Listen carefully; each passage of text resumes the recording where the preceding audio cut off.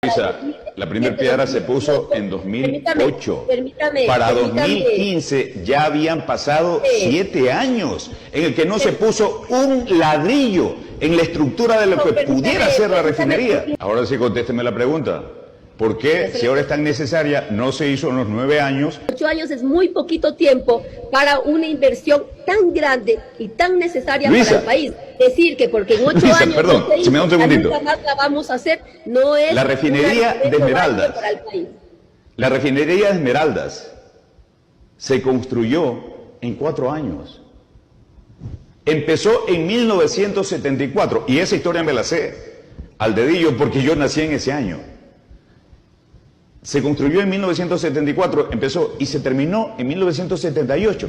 4 años, cuando no había ni un cuarto de la tecnología de la que contamos hoy en día. Entonces, si hace 48 años pudimos construir algo tan grande, tan moderno, tan revolucionario, en apenas 4, ¿cómo es que en este tiempo de modernidad no se pudo ni poner un ladrillo siquiera en se tenía que buscar las inversiones y estamos hablando, una vez más lo explico, esto se debe entender dentro de un contexto de economía internacional y hubo una gran depresión en la economía internacional. De hecho, el precio del petróleo cayó a $25.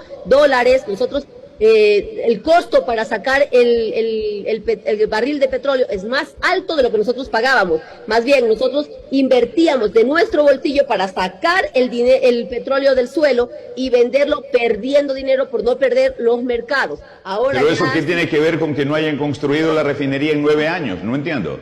¿Qué tiene que ver eso? Porque además el precio del petróleo en promedio durante los 10 años del señor Correa... Perdón, Luisa, el precio del petróleo promedio, si me escucha por favor, si me escucha, el precio del barril de petróleo promedio durante los 10 años del señor Correa fue $70, muy por encima del presupuestado en el presupuesto general del Estado. Manabí jamás tuvo carreteras, ahí están las obras por el alto precio del petróleo, los hospitales, el hospital de especialidades. No, es que no estamos diciendo que no se haya utilizado ese recurso en obras para el país, no lo estamos diciendo, claro que no. Simplemente la pregunta es una, Luisa, y no me la termina de contestar. Si es tan viable el proyecto de la refinería... Usted no me la quiere terminar de entender. A ver, no me interrumpa y le voy a contestar clarísimo ahorita.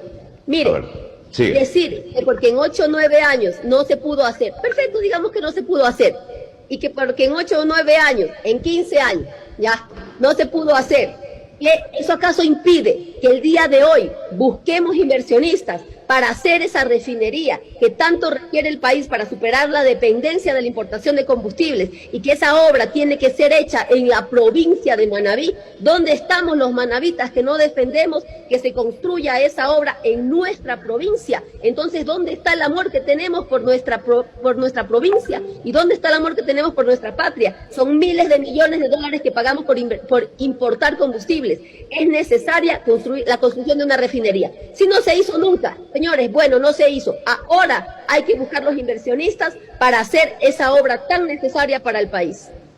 Luisa, ¿no es mejor darle una utilidad práctica a esa inversión que tenemos allá en el aeródromo tan grande? De esos 1.500 millones que se invirtieron, lo único que se está utilizando son los 300 millones del acueducto. Hay 1.200 que están haciendo nada. Por supuesto, y en el año 2017 y 2018, en el gobierno de Lenín Moreno, el ministro Pablo Campana ya tenía interesados en invertir en la refinería del Pacífico.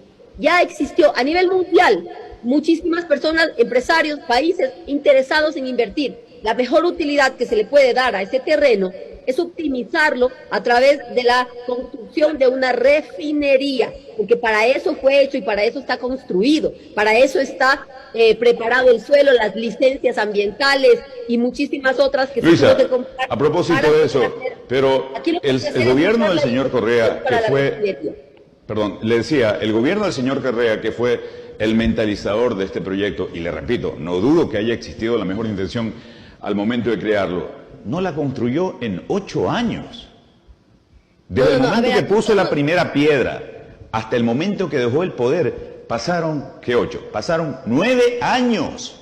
9 años y no la construyó. Entonces, ¿cómo cree usted que hay o el interés o el financiamiento, porque aparte que cuesta esta vida la otra, cuesta 16.000 millones de dólares esa refinería.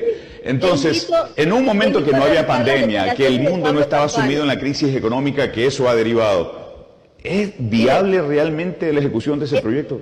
Es totalmente viable la ejecución del proyecto bajo tu argumento. Ahorita deberíamos tener apagones y nunca hubiéramos tenido una hidroeléctrica, porque aquí en 30, 40 años teníamos apagones y no teníamos... Luisa, simplemente le repito la misma pregunta. Si es tan viable... Y hoy día podemos vender energía, tenemos soberanía energética. Sí, pero estamos hablando de la refinería, del proyecto de refinería. No estamos hablando de las hidroeléctricas en este momento. Poquito tiempo. Mire, Jinson, estos proyectos que son necesarios para el país, para generar energía, en este momento no es necesario. Proyectos fotovoltaicos en este momento no son necesarios, porque tenemos soberanía energética. Luisa, el mundo reclama generación de energía limpia. ¿Cómo que no es necesario? Le voy a decir por qué no es necesario. Ecuador produce, ¿sí?, cerca de 8.000 megavatios y el consumo de energía en Ecuador son cerca de 3.000, 4.000 megavatios. Es decir, nosotros producimos el doble de lo que nosotros tenemos. Es decir, por eso tenemos un excedente y por eso podemos vender energía. Nosotros producimos mucho más gracias... Pero usted lo acaba de decir, Luisa, si podemos vender energía y esos recursos convertirse en fuente de obras al interno de nuestro país, claro que es necesario. Todo lo que podamos exportar y que genere recursos para el país es necesario. Y además tenemos ahí un terreno que no dudo que haya existido la mejor intención cuando se creó el proyecto, pero no caminó, no funcionó y está toda esa plata botada ahí. ¿Qué de malo tiene generar un proyecto adicional? Le explico por qué no. Primero, no hay estudios que determinan que ese es el mejor sitio para poner un proyecto fotovoltaico. No existen. No existe la determinación del precio.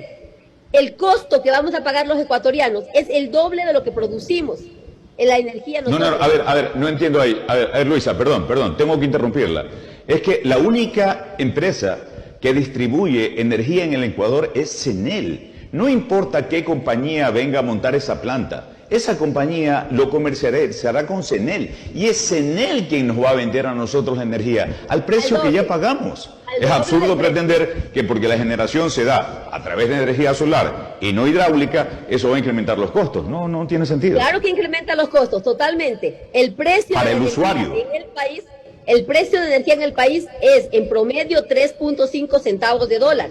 En este contrato le vamos a pagar a la compañía el doble, prácticamente, 6.935 centavos el kilovatio hora, casi el doble de lo que estamos pagando. Ese costo lo pagamos todos los ecuatorianos. Si no se encarece en la factura, se encarece en el subsidio y es decir, lo pagamos todos los ecuatorianos. No hay un estudio que determine que el sitio adecuado es el Aromo, no hay un estudio que determine, pero sí hay estudios que dicen que ese no es el mejor sitio para un proyecto fotovoltaico. El costo es altísimo y la detección de la necesidad de los 200 megavatios no existe. No hay un estudio que diga que eso se necesita.